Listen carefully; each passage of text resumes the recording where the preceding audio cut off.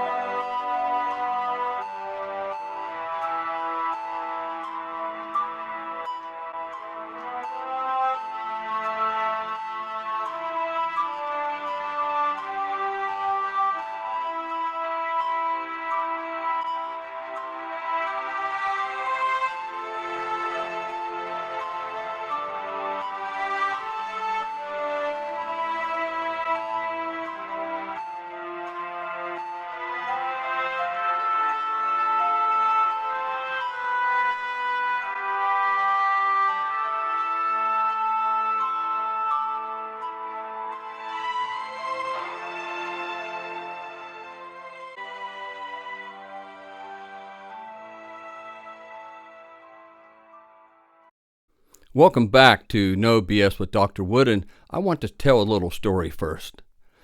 In the early 80s, when I was still a West Virginia state trooper, I walked into the county jail in the basement of Barber County Courthouse in Philippi after the jailer called me. The deputy on duty told me there was a man there in jail, and he kept asking to speak to me. I asked the deputy the man's name, and I was not familiar with it. I then asked why was he in jail, and the deputy said he had been arrested for raping a young high school girl a few days before. The deputy then repeated, "He really wants to speak to you." I said, "Okay, take me to a cell," which the deputy did. This man in his 40s moved to the front of the cell, placed his hands on the bars, and pleaded with me to look into his arrest for rape. He swore he had never met this girl before. I told him I would, and he thanked me and I left. I went to the detachment commander and told Corporal Elkins what had happened. I asked him if I could look into that reported rape. He said yes, but don't make a mess of it or the prosecuting attorney is going to be on my butt. I went to the victim's home and talked to the girl and her father.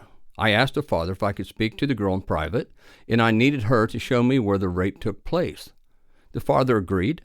I then drove the girl back down the road where she said the rape occurred near her bus stop. She said she had gotten off the bus and the bus left when this man came out of the woods and chased her up a bank and into the woods where the rape occurred. She was very convincing and seemed to be telling the truth. I then told her to act out exactly what happened. She said she got off the bus and walked down the road a short ways, and the man came out of the woods behind her, and she ran up the bank and into the woods where he caught and raped her. She started crying as she told the story. She was very convincing, and any jury would have found her truthful. I then told her to run up the steep bank where she said she had. She tried a couple times but couldn't. I then got in her shit, and I told her to stop lying to me and tell me what really happened. She started crying again and said she had gone to her boyfriend's home after school. They had sex, and she was late getting home, so she had to tell her father something, and she came up with the rape story. I asked her if she had ever met this man before, and she said no. She just knew that he lived in the area. I took the girl and her father, who was very upset, to the prosecuting attorney's office, and the prosecuting attorney dropped the charges against the man. We didn't charge the young girl for making a false report. We felt the father would take care of that problem for us. I then got the man out of jail and took him home to his family. His wife was so happy. She told me that she knew her husband had never done this, and he was beyond grateful. So why do I tell this story? Because this leads us into the era when men were being accused of being the oppressor by women. And these women were Marxist and socialist feminists that started this. And this view was widely shared. This feminist movement was an attempt to destroy the family unit by framing men as patriarchal oppressors. The Marxist ideology is the oppressor against the oppressed. It is that simple. And this was putting women against men. This crusade of demonizing men in general was started to increase the incidence of divorce and destroy the nuclear family, which weakened us all. This all started in the 60s and 70s and was well on its way by the 80s. And the feminist sentiment was, if a man was damaged, and even if he was innocent, he probably still deserved it. And this was all by design to damage all of us. It was very, very successful. There are many aspects to an intelligence operation to where you can achieve your goal. A nation is only as strong as its families. And what is the most damaging occurrence that can happen to a family? That is a divorce. A divorce destroys a marriage and a family. In 1950, only 18% of families experienced a divorce. By 1980, 50% of families would divorce. After World War II in 1945, America was thriving. Our enemies hated it. Our fertility rate was shooting straight up after the men were returning from the war. And during that time, China and Russia stepped up their intelligence operation to hurt America. They did not want us strong. They did not want us to have strong families. Especially the Russians. They began disseminating propaganda where the mother was the victim and the father was the oppressor.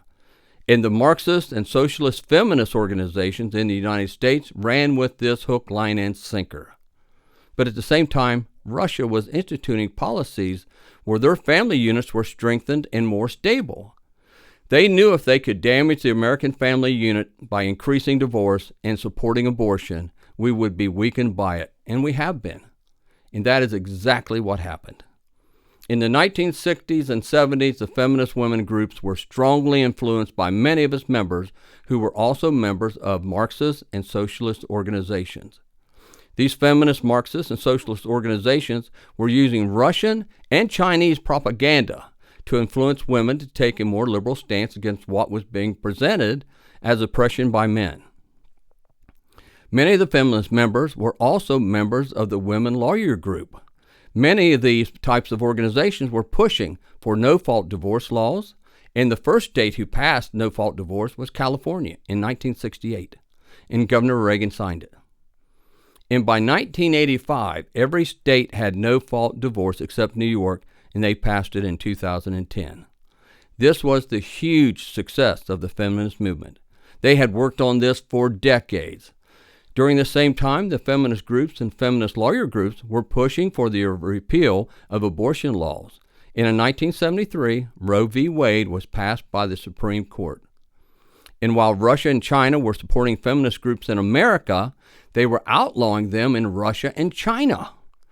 And today, if you are a member of a feminist group in Russia or China, you can be arrested. They're serious about it.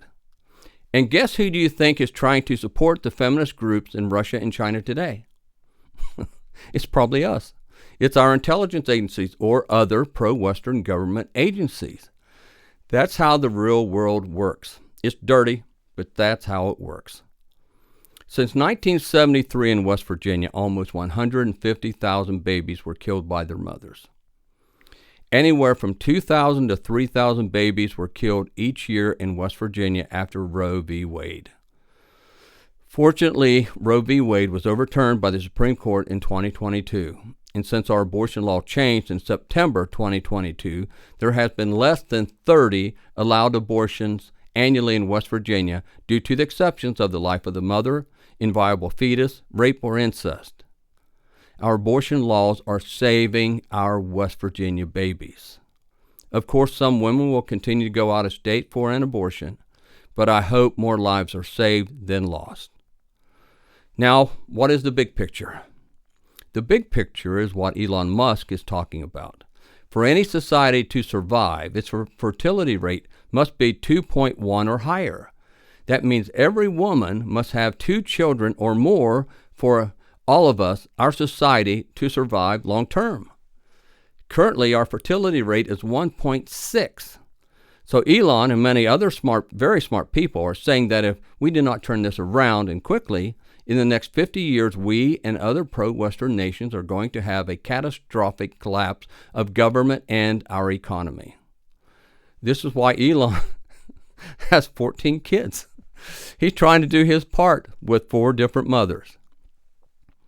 The famous clinical psychologist, Dr. Jordan Peterson, says we have been telling 3 lies to our daughters for years. Lie number 1 is, nothing is more important than your career. Lie number 2 is, nothing in your life will be more important than your career. And lie number 3 is, there should be nothing in your life more important than your career. Dr. Peterson states if a young woman does this during her most fertile years in her 20s, she is setting herself up for long-term regrets and possible fertility struggles. Author Mary Eberstadt says feminism is the most self-defeating movement of our time. And as a physician for 30 years, I can tell you that women use twice as many antidepressants as men, and women who are divorced or single take more antidepressants than married women, and women with no children take more antidepressants than all other women. So no matter how you look at this, demonizing men, having an easy, no-default divorce, and having abortions on demand has almost ruined our state and our nation. Our abortion issue has been pretty much taken care of. Now we must do something with our no-fault divorce law, as many states are now already doing. And even though I am divorced, I have seen the damage that has been done to my children with me not being in that home. My children struggled, as all children from a divorced family do. Even if parents argue and fight, it is still better for the children if they stay married. Some counselors or therapists say it is not good for the children if they are exposed to arguments by their parents. The data says the opposite. Children learn conflict resolution by watching their parents argue and then kiss and make up. They learn life is not easy, but you must continue. You must work together. My grandparents fought like cats and dogs, and they would cuss each other like sailors, but they still deeply loved each other. I remember as a 14-year-old being in deer camp with my father and distant uncles and grandfather up on Dolly Sods. We were to be there for 1 week. My grandfather lasted 2 days before he said he needed to go home because he missed Grandma, and he left. So I believe West Virginia must do one of 2 things. Either get rid of no-fault divorce completely, or at least remove it as an option for anyone who has minor children at home. For couples with children, make them prove abuse or adultery for grounds for divorce. If you don't have kids, it doesn't make much of a difference. But if you have children, we have all seen what happens when a father is not in the home. 71% of high school dropouts are from fatherless homes. 75% of prison inmates are from fatherless homes. 90% of gang members are from fatherless homes. We have gone from a we society to a me society, where the search for individual happiness has almost ruined us all. 70% of women file for the divorce. And if it is a college-educated woman with a career, they will file for the divorce 90% of the time.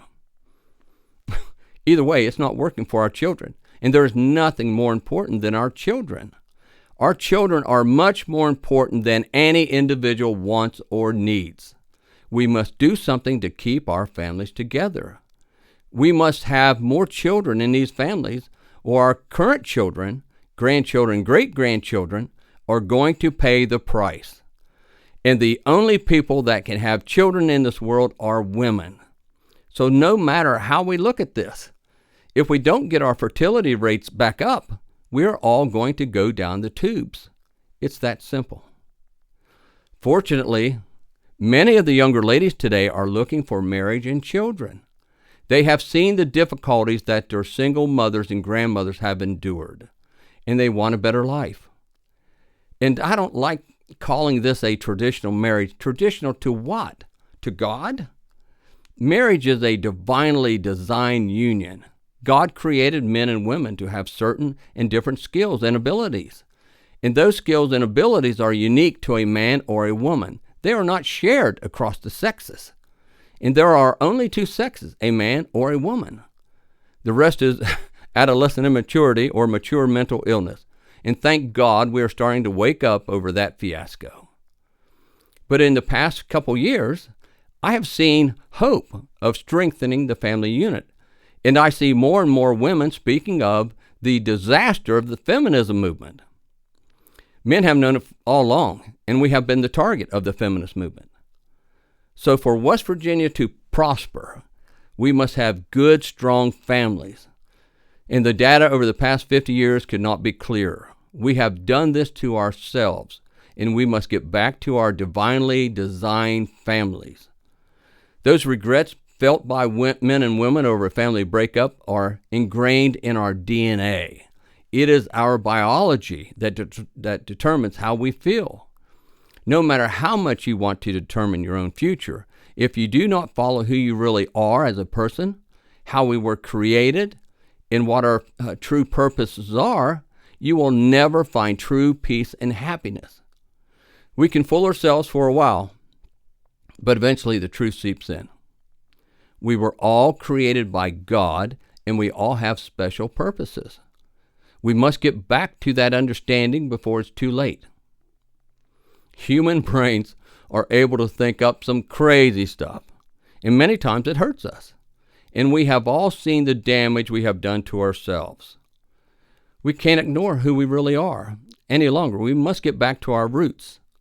And for the ladies, it is scientific fact that the happiest moment in a woman's life by far is the birth of her first grandchild, especially if it is from your daughter.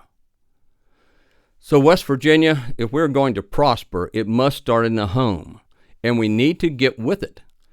And I can think of many things that I see bright spots that gives me hope. It truly does. So this concludes this episode of No BS with Dr. Wood. On the next episode, we're going to look further into what is destroying our West Virginia families. And this scourge was brought to our mountains by some very greedy and lying people. This again was a very well-designed attack on us, and we are still suffering with it, terribly suffering from it every day. So until next time, this is the No BS with Dr. Wood signing off. God bless all of you. God bless West Virginia. And God bless America.